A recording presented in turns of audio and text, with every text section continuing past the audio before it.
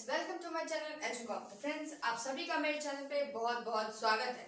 तो जैसे कि कल हमने अकाउंट का चैप्टर 3 इशू ऑफ डिवेंचर ऋण पत्रों का निर्गमन कंप्लीट कर लिया था, तो उसी के साथ आज हम स्टार्ट करने जा रहे हैं बीएसटी का चैप्टर 2 प्रिंसिपल ऑफ मैनेजमेंट प्रबंध के सिद्धांत। प्रबंध के सिद्धांत। तो चलिए बच्चों, हम अपना क्लास स्टार्ट करते हैं। और उससे क्लास स्टार्ट करने से पहले अगर कोई भी डाउट पुरानी क्लासेस में हो या कोई भी प्रॉब्लम हो तो आप उसके नीचे कमेंट कर देना। मैं जरूर के जरूर आंसर दूंगी, 100% श्योर। ठीक है, तो चलिए हम अपना क्लास स्टार्ट करते हैं। तो इससे पहले हमने चैप्टर फर्स्ट पढ़ा था मैनेजमेंट के बारे में, प्रबंध के बारे में। ठीक है, वो क्लास इंग्लिश में ही था, हिंदी में नहीं था, बट कोई नहीं, मैं आपको बता देती हूँ। मैनेजमेंट क्या होता है। मैनेजमेंट मैंने आपको उस दिन डिफाइन भी करवाया था और उसको मैंने बहुत अच्छे से समझाया भी था। तो देखिए बच्चों, कोई भी काम करने से पहले, कोई भी काम, कोई भी प्रोग्राम एकदम अपने लैंग्वेज में समझते हैं। कोई भी प्रोग्राम करने से पहले उसका प्रबंध किया जाता है ना, हिंदी में तो प्रबंध किया जाता है ना उसका। जैसे कि समझ लो, सबसे ज्यादा प्रचलित बिहार में क्या है, भोज होता है। तो उससे पहले क्या किया जाता है, भोज से 2-4 दिन पहले ही आप देखेंगे कि मतलब लिस्ट बन रही होती है, उसको ये बोलना है, हलवाई वाले को बुलाना है, इनको बुलाना है, उनको बुलाना है, मतलब बड़ी बड़ी लिस्ट बनती है, होती है ना, ये डिश ये चाहिए, वो चाहिए, सब कुछ होता है, बनना चाहिए। तो ये देखो, ये तो एक मैनेजमेंट हुआ ना, ये कुछ चीज को करना मैनेजमेंट हुआ। कोई शादी होता है, कोई बर्थडे पार्टी, ऐसा कुछ भी हुआ तो उसको मैनेजमेंट किया जाता है, किस तरीके से, कैसे। तो सिंपल लाइन में यही समझ लिया, मैनेजमेंट यही है। ठीक है, मैनेजमेंट किसी भी चीज को डिजाइन करना, किसी चीज को ऐसे मेंटेन करना ताकि बहुत सारे लोग मतलब इंडिविजुअल मतलब होता है एक अकेला। ठीक है, बहुत सारे लोग एक साथ मिलकर जब काम करते हैं तो उसको क्या कहते हैं, मैनेजमेंट कहते हैं। ठीक है, तो यहाँ तक समझने में तो आई होप कोई प्रॉब्लम नहीं होगा। तो आगे हम समझ लेंगे प्रिंसिपल्स ऑफ मैनेजमेंट। ठीक है, तो चलिए हम स्टार्ट करते हैं अपना क्लास।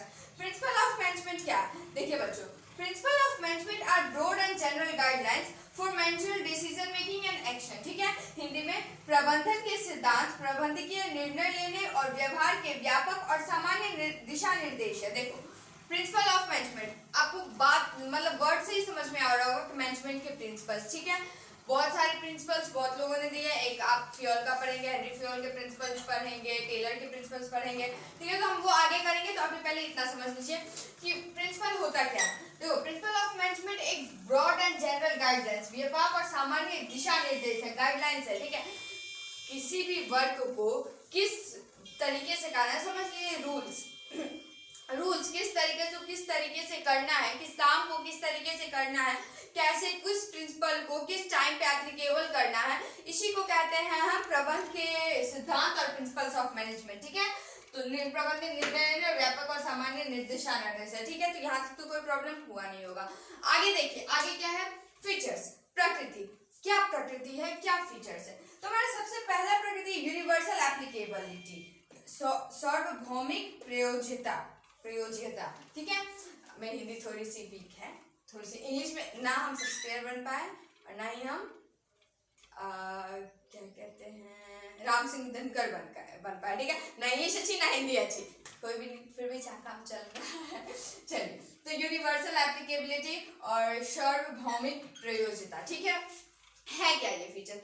देखिए, कोई भी principal of management principles of management अगर कोई भी बनता है तो वो यूनिवर्सल एप्लीकेबल रहना चाहिए। ठीक है, ये नहीं कि आज तो है लेकिन कल नहीं है। यूनिवर्सल एप्लीकेबिलिटी मतलब क्या, हाँ, सूर्य किस साइड उगता है, sun rises in the dot भर के आंसर कर दीजिएगा। ठीक है, ये यूनिवर्सल एप्लीकेबल हो गया है ना, कि मतलब उसी टाइम में तो उसी तरह उसी डायरेक्शन में निकलेगा सूर्य। ठीक है, कभी सुने हैं कि नॉर्थ या साउथ या ईस्ट में कभी सन निकला, नहीं ना।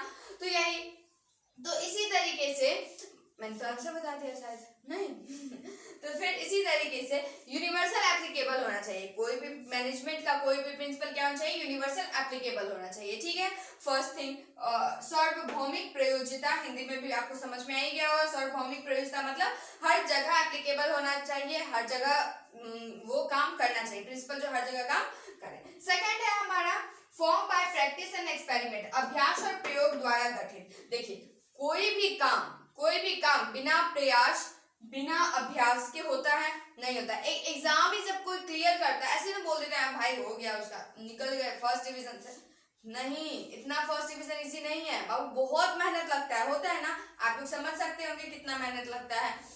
हाँ, तो बहुत मेहनत से कुछ काम होता है। तो कोई भी काम, कोई भी प्रिंसिपल काम, अब साइड में रखते हैं प्रिंसिपल, कोई भी प्रिंसिपल जब बनता है, कोई भी सिद्धांत जब बनता है, तो उसको पहले फॉर्म किया जाता है, पहले उसको अभ्यास किया जाता है, पहले उसको अच्छे तरीके से उसके बारे में पढ़ा जाता है, उसको बार बार एक्सपेरिमेंट किया जाता है, उसको बार बार प्रयोग किया जाता है, उसके बाद किसी को प्रिंसिपल के रूप में एग्जैक्ट प्रिंसिपल बनाया जाता है। ठीक है, कोई भी प्रिंसिपल जब बनता है तो उसको क्या किया जाता है, पहले अभ्यास किया जाता है, उसका प्रयोग किया जाता है, उसको प्रैक्टिस किया जाता है, उसको एक्सपेरिमेंट किया जाता है, देन हम उसको प्रिंसिपल ऑफ मैनेजमेंट मानते हैं।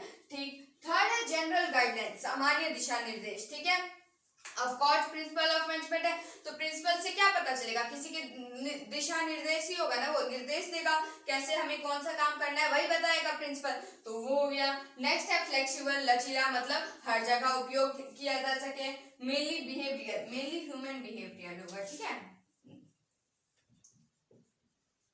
मेनली ह्यूमन, मुख्य रूप से व्यवहारिक। ठीक है, मतलब